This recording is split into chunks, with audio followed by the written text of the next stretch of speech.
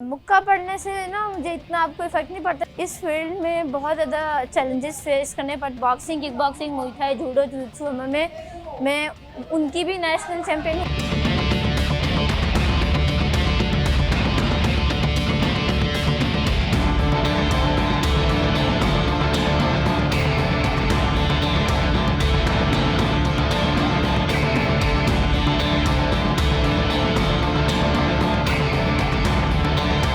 इस वक्त मेरे साथ बानो भट्ट मौजूद हैं जो एमएमए की चैंपियन हैं।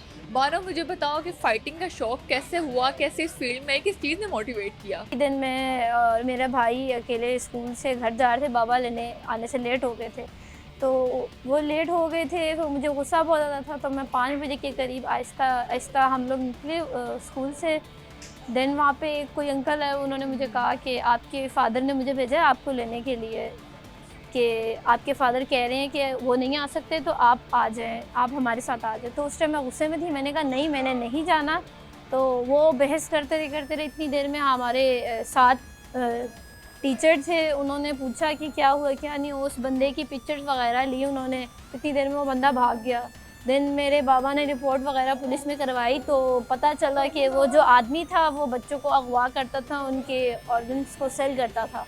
तो मेरी माँ उस वाक़ये से आपने ये कहा कि मैंने अपनी सीखी है सेल्फ डिफेंस। मैंने भी, लेकिन बाबा उस टाइम थोड़ा नहीं मान रहे थे। मामा आउट ऑफ कंट्री थी, जब वो पाकिस्तान आए उनको बताया तो उन्होंने किसी की नहीं सुनी। तो कैसा लगता है जब एक मुक्का पड़ता है? तो जब दर्द तो बहुत होती होगी, तो जब फाइटिंग आप भी करती हो, जब रिंग में जाती हो, क्या फीलिंग होती है?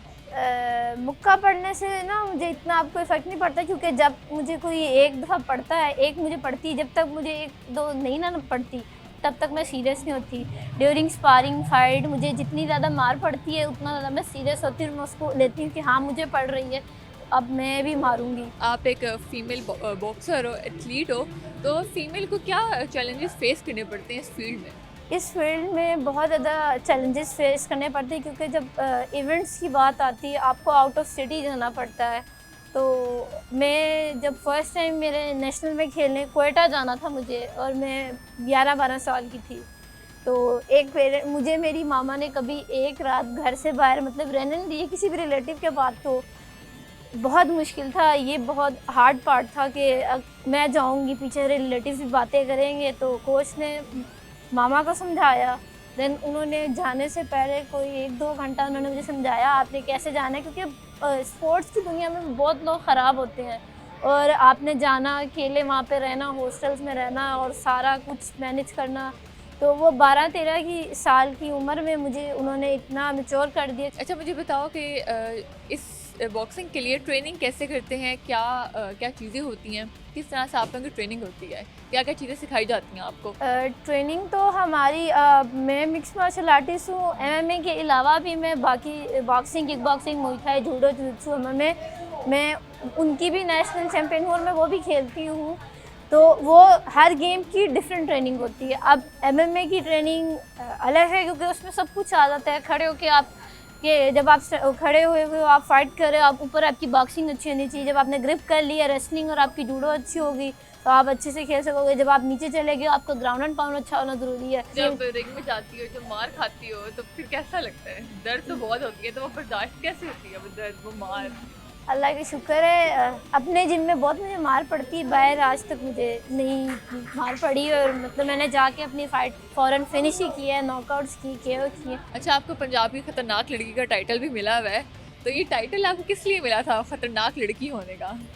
क्योंकि जो जिस अंदा अभी तो मैं आपको ऐसा नज़र आ रही हूँ ना, जब आप मुझे देखेंगी कि मैं रिंग में जाने वाली हूँ तब भी मैं ठीक हूँ, जब मैं अंदर जाती हूँ तब मैं भी हैरान हो जाती हूँ। मेरे एक्सप्रेशंस, मेरे अंदर पता नहीं क्या आ जाता है कि हाँ बस मैंने अगले बंदे को मार देना, मैंने खा देना है। क्योंकि अगर मैं नहीं मारूंगी वो मुझे मारेगा, और मैं नहीं चाहती कि मुझे मार पड़े। और मेरे कोच पीछे से ऐसे गेम में डू और डाई वाली है। या डू और डाई।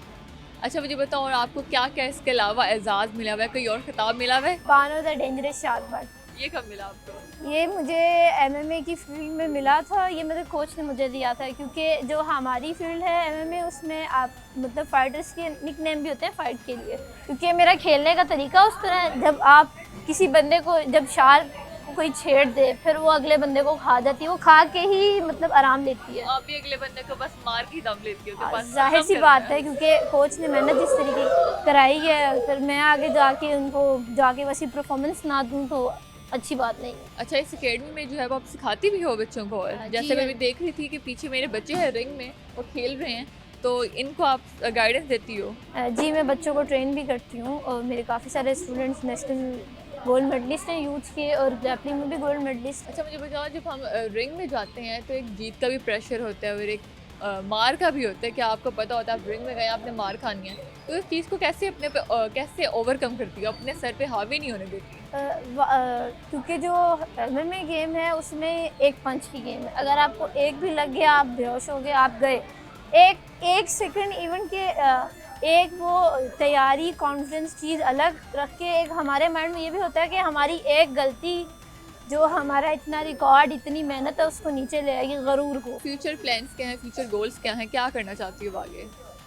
मेरे फ्यूचर का गोल ये है कि मेरे कोच का ड्रीम है 3 sports world champion, Olympic level तक जाना, UFC 1FC में उनकी बेल्ट लेके आना।